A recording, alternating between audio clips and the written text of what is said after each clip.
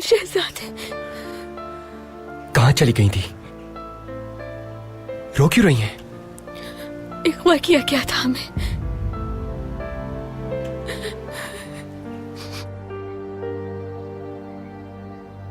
पारवुस हमारी कैद में है सफीर अफंदी। क्या आप अपने साथ वो जमानती दस्तावेजात लाए हैं जिन पर आपने दस्तखत किए थे? लाया हूं मेरे सुल्तान, इस पर मलिका की मोहर जब्त है।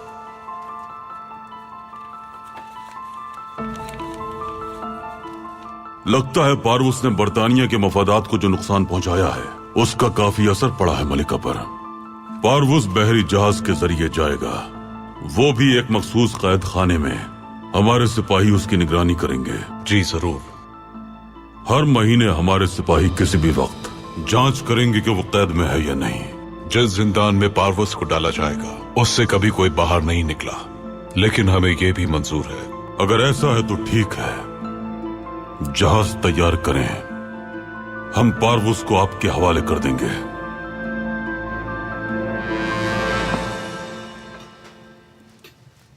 मेरी सुल्ताना, आपको जो चाहिए आप हुक्म करें, खुद जहमत ना करें।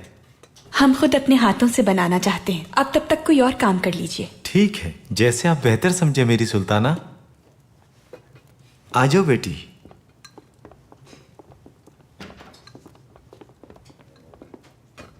वालिदा, हमारी प्यारी बेटी, हमें पता चला आप बावर्ची खाने में हैं।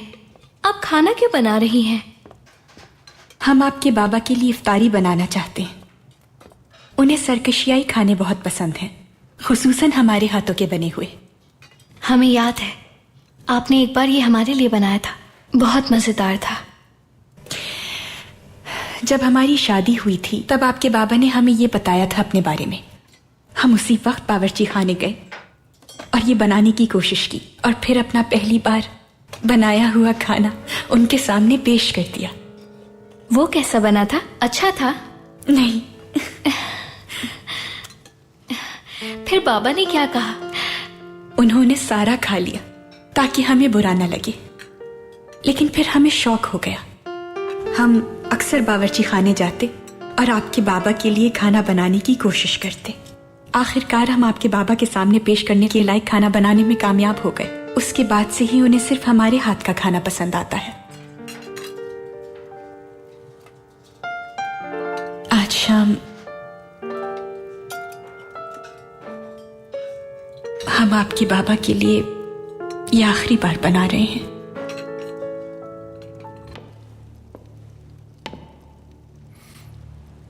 अब क्या सोच रहे हो? मैं सोच रहा था कि हम मिलकर इस रियासत को बहुत अच्छी तरह संभाल सकते थे। अगर हम मिलकर संभाल रहे होते तो क्या होता? कम वक्त में हम बहुत ज्यादा मजबूत हो चुके होते। शायद मजबूत हो जाते अगर नाइंसाफी से काम लेते। मईशत भी तरक्की कर चुकी होती। अगर हमने भी जुल्म और सितम किए होते तो हमारे पास भी जदीद असलहा होता। अगर मसाजिद को शहीद कराने पर राजी हो जाते तो हमारे पास भी बहुत सी तफरीकाएं होती।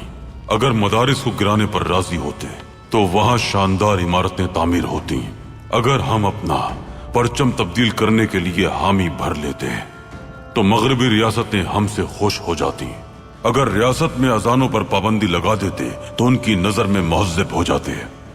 अगर ये रियासत तुम्हारे या तुम्हारे आकाओं के सुपुर्द कर दी होती तो ये रियासत बिल्कुल मुख्तलिफ होती और हमारी जुबान, हमारा मजहब और परचम बदल चुका होता।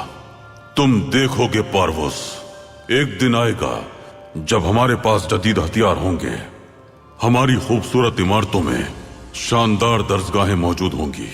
रियासत खुशहाल होगी, कारखाने तरक्की करेंगे। रियासत मजबूत होगी तो मिल्लत भी चैन सुकून से रहेगी, मईशत मुस्तहकम होगी। लेकिन तुम्हारे साथ मिलकर नहीं, शैतान की पैरवी करके नहीं, बल्कि ईमान की दौलत से माला माल होकर। लेकिन हमारी तंजीम के लोग ऐसा कभी नहीं होने देंगे, क्योंकि उनके पास सबसे बड़ी ताकत है। क्या है वो? दौलत। वो ऐसा निजाम बना रहे हैं कि वो सदियों तक दौलतमंद रहेंगे, कभी कमजोर नहीं होंगे और पूरी दुनिया पर हुकूमत होगी उनकी। एक मामूली और हकीर मच्छर ने नमरूद को नाबूद कर दिया था। पारवस अफंदी, फिक्र मत करो, दौलत पर कायम किया गया निजाम एक ही चिंगारी से बर्बाद हो जाएगा।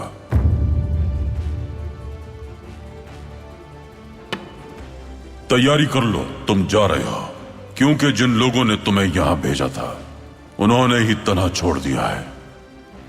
उन्होंने अपनी शिकस्त कबूल कर ली है।